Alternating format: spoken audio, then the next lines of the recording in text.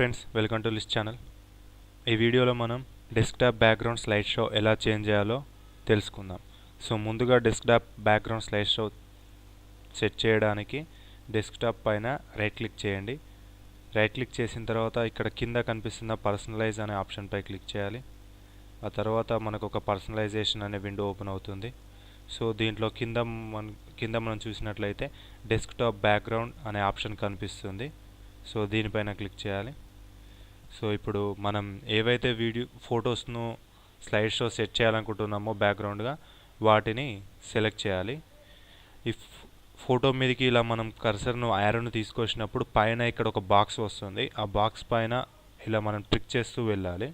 ఒకవేళ మనం only image పైన క్లిక్ చేసినట్టయితే ఓన్లీ ఒకటే ఇమేజ్ సెలెక్ట్ అవుతుంది. కాబట్టి తప్పకుండా స్లైడ్ షో సెట్ చేయడానికి ఈ బాక్సెస్ పైన మాత్రమే క్లిక్ చేసుకుంటూ వెళ్ళాలి. అప్పుడే మనం ఏవైతే వీడియోస్ సెలెక్ట్ చేయాలనుకుంటున్నామో అవి సెలెక్ట్ అవుతాయి.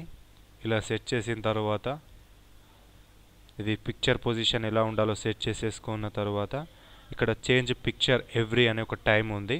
దాంట్లో క్లిక్ చేసినట్లయితే 1 డే, 12 అవర్స్, 6 అవర్స్ మనం ఎంత టైంకు చేంజ్ అవ్వాలనుకుంటున్నాం ఆ టైం చేంజ్ అవుతుంది. సో ఇక్కడ నేను 10 సెకండ్స్ సెట్ చేస్తున్నాను. షఫిల్ అంటే ఆప్షన్ క్లిక్ చేస్తే ర్యాండమ్గా పిక్చర్స్ అనేవి చేంజ్ అవుతాయి. సో ఇప్పుడు ఇక్కడ కింద ఆప్షన్ ఇంకొకటి ఉంది, when using battery power pause the slide show to save power.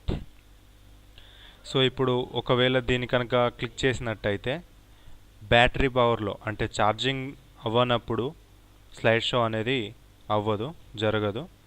దీని మీద క్లిక్ చేసినట్టయితే జరగదు. ఒకవేళ అన్మార్క్ చేస్తే మాత్రం స్లైడ్ షో అనేది బ్యాటరీ పవర్ని యూజ్ చేసేసుకొని కూడా రన్ అవుతుంది. సో నేను ఇప్పుడు దీన్ని క్లిక్ చేసి సేవ్ చేంజెస్ మీద క్లిక్ చేశాను.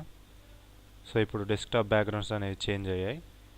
So for every 10 seconds desktop background అనేది చేంజ్ అవుతుంది. ఒకవేళ మనం కూడా రైట్ క్లిక్ చేసేసి ఇక్కడ కనిపిస్తున్న నెక్స్ట్ డెస్క్టాప్ బ్యాక్గ్రౌండ్ క్లిక్ చేసినట్టయితే నెక్స్ట్ బ్యాక్గ్రౌండ్ అనేది చేంజ్ అవుతుంది.